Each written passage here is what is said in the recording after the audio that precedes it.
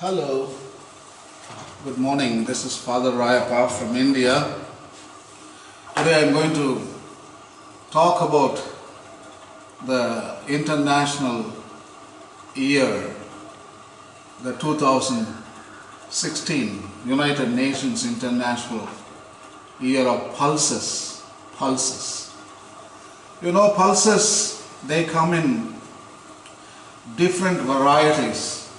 Pulses are defined as edible beans or dried beans, chickpeas and lentils. So we can call it beans, peas, lentils. These are the three varieties of pulses. So pulses are dried seeds, part of the legume family, and they contain a lot of protein.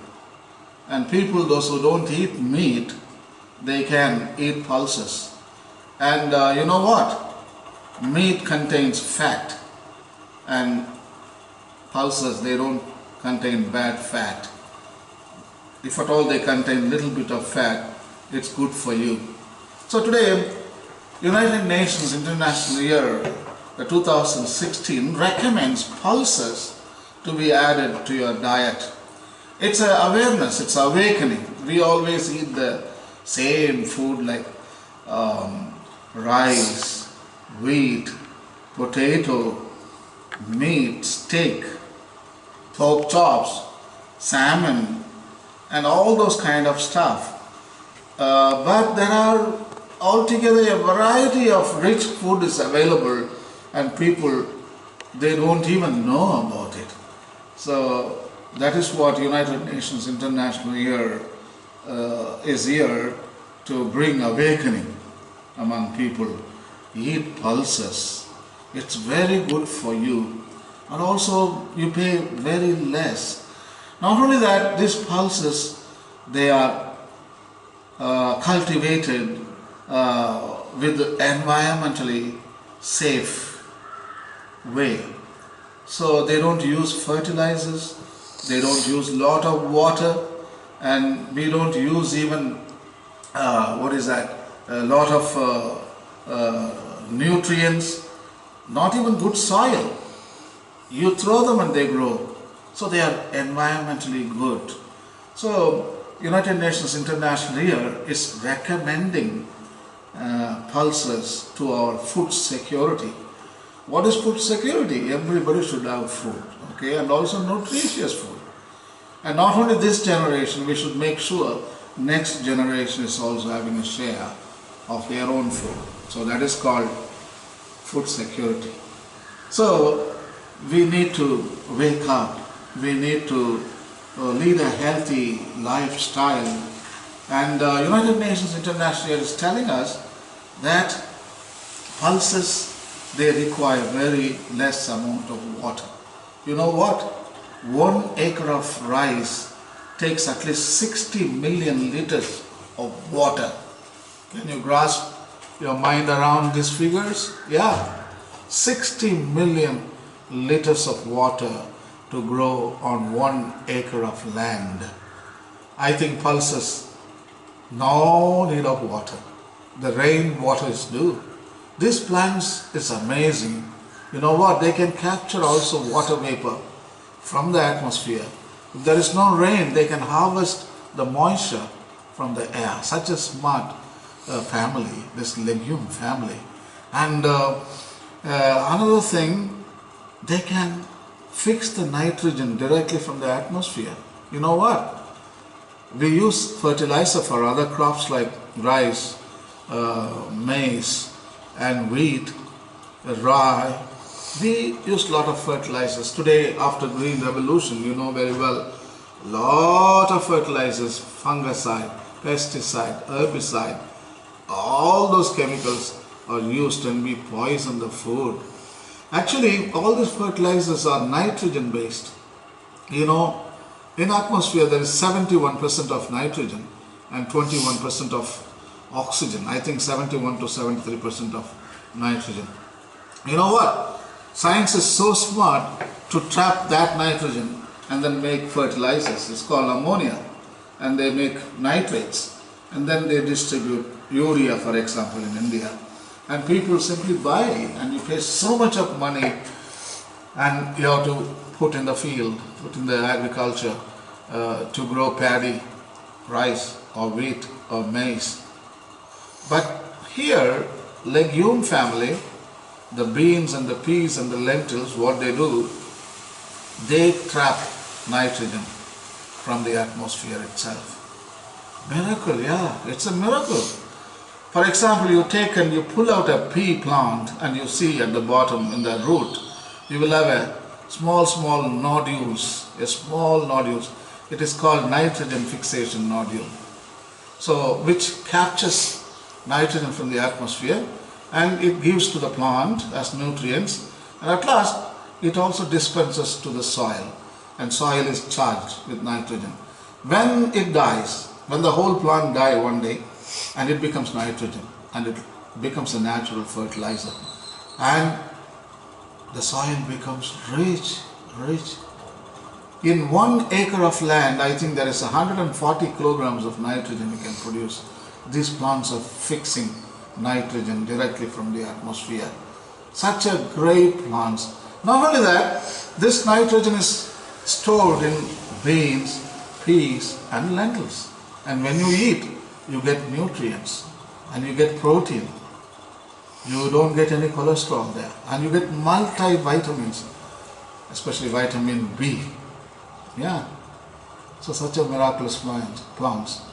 And I think United Nations International Year is just telling us that because there is no enough water in some places, water shortage, we can grow this. And many places they don't eat meat, like India, in some parts of Asia, people are vegetarians and they don't get a balanced diet. Most of the children become weak. Most of the children, they are not healthy conscious. I think by eating these peas and beans and lentils, I think you get a rich, balanced diet. In India, where I come from a village called Kattupadi near Vellore, southern India. And in my village, we grow a lot of pigeon peas. You know, pigeon pea, we call it lentils. In Hindi, it is called dal. These pigeon peas are so smart. They are so beautiful. And they are very drought resistant plant. And you just throw them in the field and it grows. And we don't know, even if there is no rain, it grows. And at last it produces pigeon peas. And you pull the plant out and you find those nitrogen fixing nodules. They are built in the root systems. And if you cultivate pigeon peas, whole acre, and you need not put fertilizer for another 2 crops. After taking away these pigeon plants, you can plant rice or other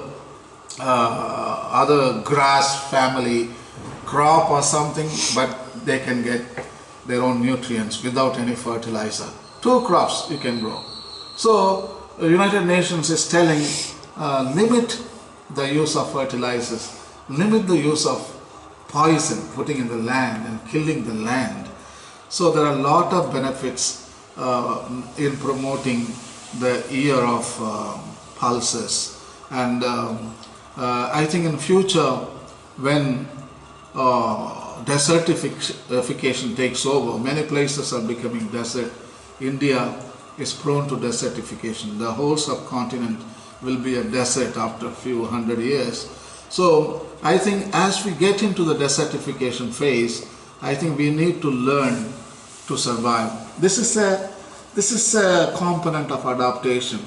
You know, when you ask what is life is all about, you define by 3 names: consumption, reproduction, adaptation.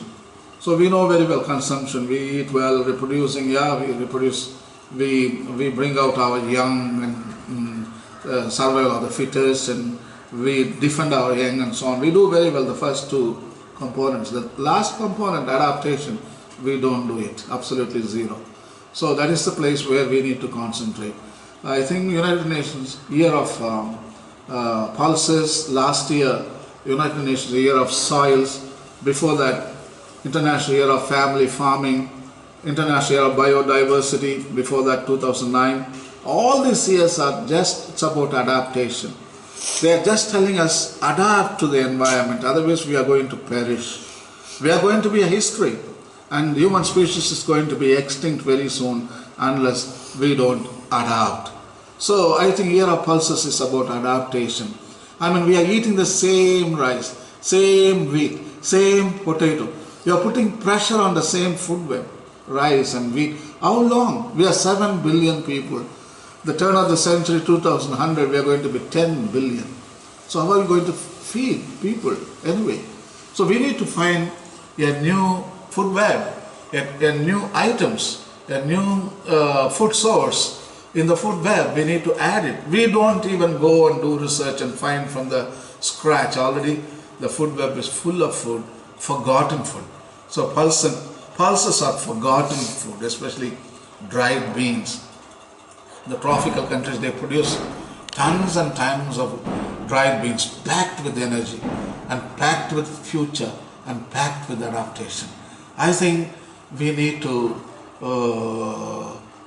examine what United Nations is all about and what they are telling, and we need to educate our children. For example, in your family, buy some beans and peas or lentils. Lentil soup is excellent for the children, and you are always giving them fast food. Mostly in America, hot dog, burgers. In India, fries, probably some vada. All fried food is bad for you. I think peas are good for you, pulses are good for you. So we need to educate our younger generation to eat more of pulses, and slowly you come out of non-vegetarian habits, eating chicken, beef, pig, fish, all those items. I think we need to educate our younger generation to be vegetarians. I think pulses will do. Pulses will give you enough protein. In fact, pulses are packed with more protein than any meat. So I think not only that, environmentally it is safe to eat pulses. You know what? Because of non-vegetarian habits today in the atmosphere, 20% of the greenhouse gases are hyped up. 20% of the greenhouse gases are responsible because of the non-vegetarian habits. You know what? 5 or 10 it's okay. We can say it's okay, but now it's not okay because it's 20%. So I think some 5 years back, United Nations started a campaign called No Meat, No Heat. You know what? Because the animals we rear for non-vegetarian habits like cows and sheep and chicken, fish, and they excrete a lot of waste, isn't it? After eating, for cow dung, what is it? It's a methane. It's a greenhouse gas. And all the excretes from the livestock, they are methane. So because we want to eat meat, we rear so many non-vegetarian animals, and they pump up the methane gas, and the atmosphere, it is increasing day by day, and it's not good. It's not good. Methane is very, very powerful, and there is an index. They measure all the greenhouse gases called global warming potential. Global warming, GWP, global warming potential. So you know what? For example, if carbon dioxide, the one molecule is compared to one machine gun, one molecule of methane is compared to 22 machine guns. You understand what I mean? 22 times more powerful than carbon dioxide. And also they live for years. Carbon dioxide lives 160 years in the atmosphere. Today if I burn something, one leaf, that carbon dioxide is remaining in the atmosphere for 160 years. Methane, 75 years it's going to. So what I'm telling you, by going vegetarian, we can reduce greenhouse gases. Today it is 404 ppm, parts per million of carbon dioxide in the atmosphere. I think in 2011 or 2010 it was only 395. At the turn of the millennium, 2000, it was only 380 parts per million. We are measuring by volume of carbon dioxide in the atmosphere. So that is, but now it's 404 parts per million of volume in the atmosphere. It is increasing day by day. It's not falling. So it's a very big concern for the ecologist and environmentalist. So I think we can do it by employing new food habits, that is pulses, environmentally safe, and we can save water, and we can charge our land with nitrogen without any chemicals, and environmentally good. So I think we need to educate, and it's our duty, and it's our duty to teach to our family members, to our society, to our village, to our infrastructures, in our seminary, in our parish. Everywhere we should talk about year of pulses. So eat healthy, eat lots of beans, dried beans, eat lots of fresh and dried peas, and eat lentils. It's good for you. In India, lentils are abundant, and it's a healthy choice. And may God bless all of you, and may live you long by eating the pulses. And let us celebrate in earnest the International Year of Pulses 2016. And thank you